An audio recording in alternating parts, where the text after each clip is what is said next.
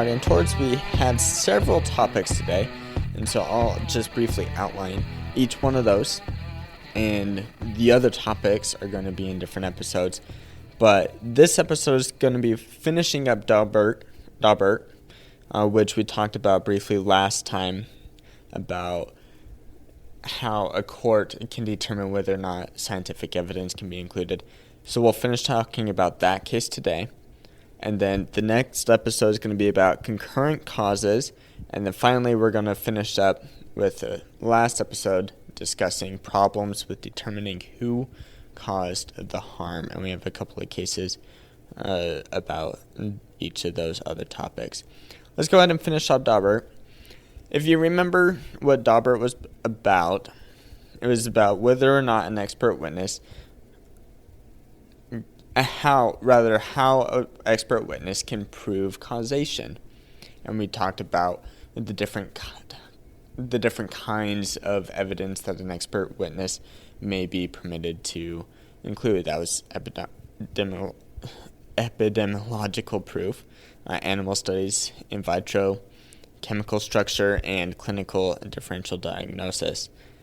However, this case also talks about the role of judges in determining whether or not this kind of testimony should be permitted. And so the trial judge is considered the gatekeeper, and that is, it means that his job is he determines whether or not the evidence that is going to be presented, if it's helpful to the jury or if it's going to be misleading to the jury. And the court, in this case, is giving guidance to lower courts saying, here are some of the factors that you should consider when you're trying to see if this is going to be helpful or not. First, you need to look at whether or not the theory or the technology that the expert is using is generally accepted by the scientific community.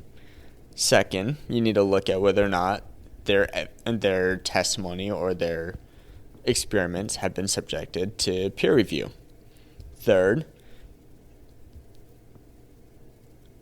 whether the experiment that they conducted can be tested and proved by other experiments. And fourth, whether or not the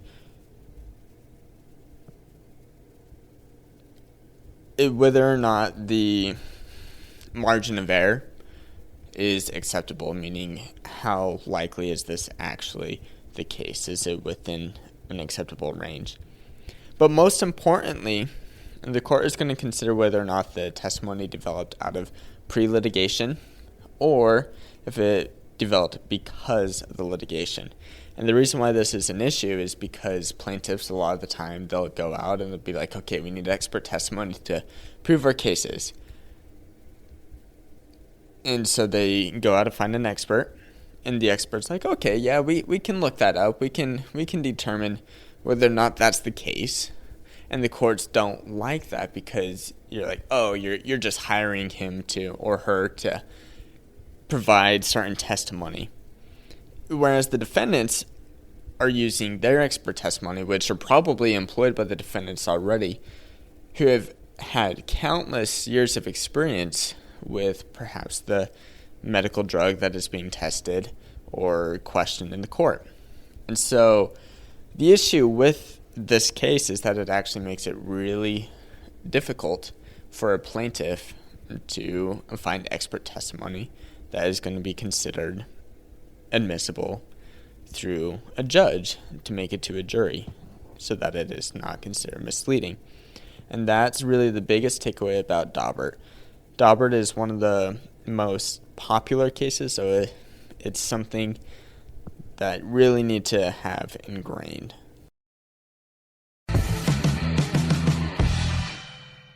Thank you for listening to this episode of The Law Schoolers. Before I let you go, there are 4 things I want to say. The first thing is if you enjoyed these episodes and if you enjoyed the website, I would invite you to go and join Law Schoolers Pro. And you can do that by going to lawschoolers.com/join.